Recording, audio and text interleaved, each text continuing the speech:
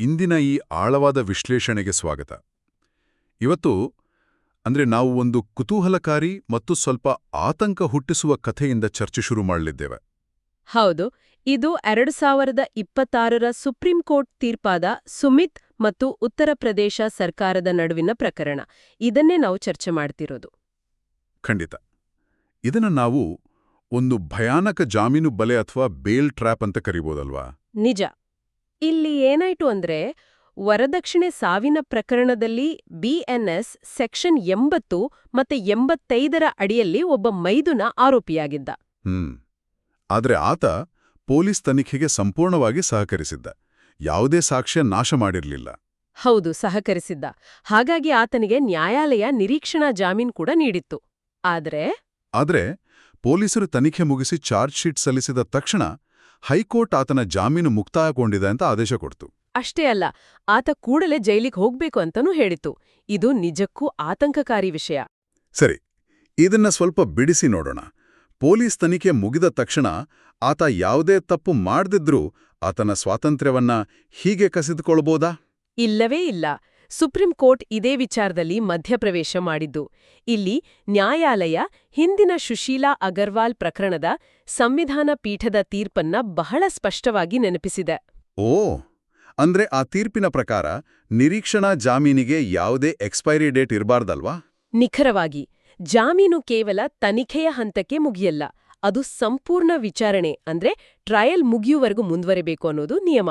ಆದ್ರೆ ನಮ್ಮ ಸಮಾಜದಲ್ಲಿ ಒಂದು ಸಾಮಾನ್ಯ ನಂಬಿಕೆ ಇದೆ, ಪೊಲೀಸರು ಚಾರ್ಜ್ ಶೀಟ್ ಹಾಕಿದ ಕೂಡ್ಲೇ ಆರೋಪಿಯನ್ನ ಜೈಲಿಗೆ ಹಾಕಲೇಬೇಕು ಅಂತ.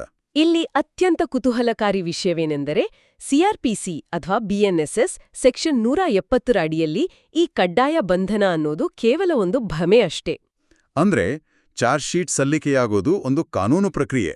ಅದು ಆರೋಪಿಯನ್ನ ಜೈಲಿಗೆ ತಳ್ಳೋದಕ್ಕೆ ಪೊಲೀಸರಿಗೆ ಕೊಟ್ಟಿರೋ ಲೈಸೆನ್ಸ್ ಅಲ್ಲ. ಹೌದು ಹೌದು. ಸಿದ್ಧಾರ್ಥ್ ಪ್ರಕರಣದಲ್ಲಿ ಸುಪ್ರೀಂ ಕೋರ್ಟ್ ಇದನ್ನೇ ಹೇಳಿರೋದು. ಕಸ್ಟಡಿ ಅಂದ್ರೆ ನ್ಯಾಯಾಲಯಕ್ಕೆ ಕಾನೂನುಬದ್ಧವಾಗಿ ಶರಣಾಗುವುದು ಅಂತ. ಭೌತಿಕವಾಗಿ ಜೈಲಿನ ಕಂಬಿಗಳ ಹಿಂದೆ ತಳ್ಳೋದಲ್ಲ. ಒಬ್ಬ ವ್ಯಕ್ತಿ ಸಮಾಜಕ್ಕೆ ಅಪಾಯಕಾರಿ ಅಲ್ಲ, ಆತ ಓಡಿಹೋಗಲ್ಲ ಅಂದ್ಮೇಲೆ ಆತನನ್ನ ಜೈಲಿಗೆ ಯಾಕೆ ಹಾಕ್ಬೇಕು? ಕರೆಕ್ಟ್. ಸೆಕ್ಷನ್ 438ರ ಮೂಲ ಉದ್ದೇಶವೇ ಅದು. ಚಾರ್ಜ್ ಶೀಟ್ ಸಲ್ಲಿಕೆಯಾದ ಮೇಲೆ ಕೋರ್ಟ್ ಸಮನ್ಸ್ ನೀಡಬಹುದೇ ಹೊರತು ಯಾಂತ್ರಿಕವಾಗಿ ಜೈಲಿಗೆ ಕಳಿಸುವಂತಿಲ್ಲ. ಇದು ಸಾಮಾನ್ಯ ಜನರಿಗೆ ನಿಜಕ್ಕೂ ದೊಡ್ಡ ನೆಮ್ಮದಿಯ ವಿಚಾರ. ಈಗ ಇನ್ನೊಂದು ಸಂಕೀರ್ಣವಾದ ಪ್ರಶ್ನೆ ಬರುತ್ತೆ. ತನಿಖೆ ಆದ್ಮೇಲೆ ಪೊಲೀಸರು ಹೊಸ ಮತ್ತು ಗಂಭೀರ ಆರೋಪಗಳನ್ನ ಸೇರಿಸಿದ್ರೆ ಆಗೇನು ಕತೆ? ಆಗಲೂ ಅಷ್ಟೇ. ಆ ಹೊಸ ಆರೋಪಗಳನ್ನ ಸೇರಿಸಿದ ತಕ್ಷಣ ಪೊಲೀಸರು ಸ್ವಯಂಚಾಲಿತವಾಗಿ ಬಂಧಿಸುವಂತಿಲ್ಲ. ಅಂದ್ರೆ ಹಳೆಯ ಜಾಮೀನು ತಾನಾಗೇ ರದ್ದಾಗಲ್ವಾ? ಇಲ್ಲ, ರದ್ದಾಗಲ್ಲ. ಪೊಲೀಸರು ನ್ಯಾಯಾಲಯದ ಪೂರ್ವಾನುಮತಿ ಪಡೆಯಲೇಬೇಕು. ನ್ಯಾಯಾಲಯವೇ ಆ ಹೊಸ ಆರೋಪಗಳ ಆಧಾರದ ಮೇಲೆ ಬಂಧನದ ಅಗತ್ಯವಿದೆಯೇ ಅಂತ ಪರಿಶೀಲನೆ ಮಾಡುತ್ತೆ. ಇದು ಬಹಳ ಮುಖ್ಯವಾದದ್ದು. ಪೊಲೀಸ್ ಕಾರ್ಯಾಚರಣೆಗಿಂತ ನ್ಯಾಯಾಂಗದ ಮೇಲ್ವಿಚಾರಣೆಗೆ ಇಲ್ಲಿ ಒತ್ತು ನೀಡಲಾಗಿದೆ. ಹಾಗಾದ್ರೆ ಈ ಪ್ರಕರಣದಿಂದ ನಾವು ಕಲಿಬೇಕಾದ ಪ್ರಾಯೋಗಿಕ ಅಂಶಗಳು ಏನು? ಮೊದಲನೇದಾಗಿ, ಸಾಮಾನ್ಯ ಜನರಿಗಿರುವ ಅತಿದೊಡ್ಡ ರಕ್ಷಣೆ ಅಂದ್ರೆ ಪೊಲೀಸ್ ತನಿಖೆಯೊಂದಿಗೆ ಸಂಪೂರ್ಣವಾಗಿ ಸಹಕರಿಸುವುದು. ಮತ್ತೆ ಕಾನೂನು ವೃತ್ತಿಪರರಿಗೆ ಇದೊಂದು ಪ್ರಬಲವಾದ ಅಸ್ತ್ರ ಅಂತ ಹೇಳ್ಬೋದು ಅಲ್ವಾ? ಖಂಡಿತ. ವಕೀಲರು ಈ ತೀರ್ಪನ್ನ ಬಳಸ್ಕೊಂಡು ಸಮಯ ಸೀಮಿತ ಜಾಮೀನು ಆದೇಶಗಳನ್ನ ಪ್ರಶ್ನಿಸಬಹುದು ಮತ್ತು ಆಟೋಮ್ಯಾಟಿಕ್ ರಿಮಾಂಡ್ಸ್ ಆಗೋದನ್ನ ತಡೆಯಬಹುದು. ನಿಜ.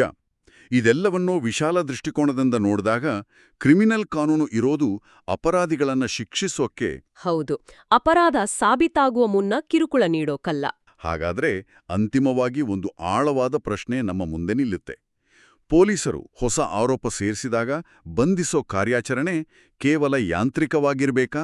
ಅಥವಾ ಅಲ್ಲಿ ಮಾನವ ಹಕ್ಕುಗಳ ರಕ್ಷಣೆಗಾಗಿ ನ್ಯಾಯಾಂಗದ ಪರಿಶೀಲನೆ ಸದಾ ಇರ್ಬೇಕೆ? ಈ ಒಂದು ಪ್ರಚೋದನಾತ್ಮಕ ಚಿಂತನೆಯೊಂದಿಗೆ ಇಂದಿನ ನಮ್ಮ ಈ ಆಳವಾದ ವಿಶ್ಲೇಷಣೆಯನ್ನ ಮುಕ್ತಾಯಗೊಳಿಸೋಣ.